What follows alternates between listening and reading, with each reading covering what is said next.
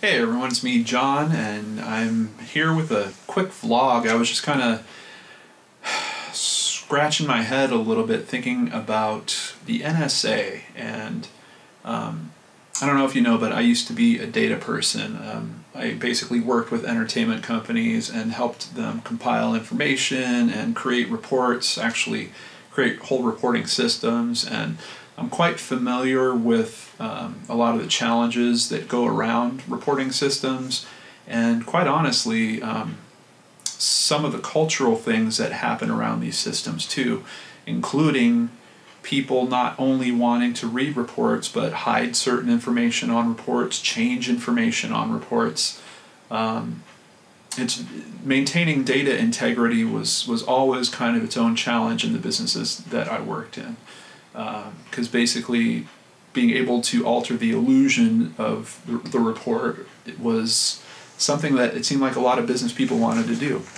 So I've been thinking a lot about the NSA. You know, I've done videos in the past about Edward Snowden, and I think he's really brought a lot to our attention about what type of information is collected. Basically, every major electronics manufacturer is already willingly giving over information to the NSA. And we've even heard cases where the NSA has actually hacked into other systems that it hasn't been granted access to. And I was just wondering who provides oversight to the NSA. And luckily, the NSA has an FAQ, and their first question is, who provides oversight? So here's their answer. The U.S. Constitution, federal law, executive order, and regulations of the executive branch govern NSA's activities. You can come check this out for yourself if you want to read the whole thing word for word, but I'm going to jump to the bottom here. Most importantly, each NSA/CSS employee is charged with knowing, understanding, and obeying to the fullest the laws of the nation. If that were true, that would mean that everyone working at the NSA would have to be an attorney, and they would have to have a legal library on premises for them to regularly look up sections of the law. To have an expectation that all of your employees are going to know the entire law is quite ridiculous. To state that that is your safeguard is even more ridiculous. That's almost a pattern of like don't ask, don't tell. Now there are other regulatory agencies that they mentioned in the middle of this, but also worth noting is they, right in that first sentence, they talked about executive order.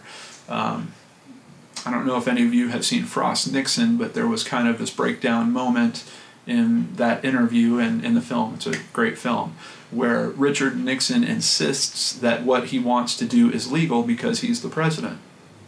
And that basically was kind of the start of his unraveling. Just because a president says that an agency should do something doesn't mean that it's legal, definitely doesn't mean that it's right. And this kind of leads me back to that belief that I started this video about. Do you think the NSA would be interested in modifying data? I think there's always an aspect when you talk about intelligence agencies about counterintelligence, the ability to throw false information or change the appearance of something. As a matter of fact, there was a former FBI employee that was interviewed kind of about the whole Edward Snowden thing, and was asked, how do I keep my information private? How do I stop people from tracking me when I go to the supermarket and do this, or if I fill out a coupon or a contestant entry form or something? How do I really remain private?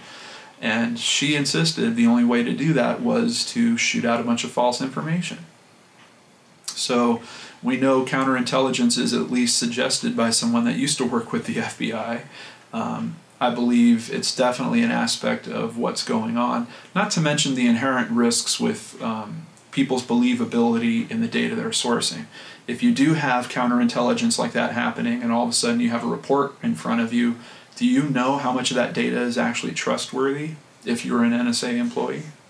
Maybe they should be responsible for knowing more than just the law, but maybe there should be a common sense element about data and how to verify that data. As a matter of fact, that even kind of leads my brain into the whole swatting fiasco that's been happening. If you're not familiar with swatting, that's where people that are live streaming, usually video game players, that do live streams of them playing games, will all of a sudden be raided by a SWAT team. And this usually happens because someone else has called in a false threat.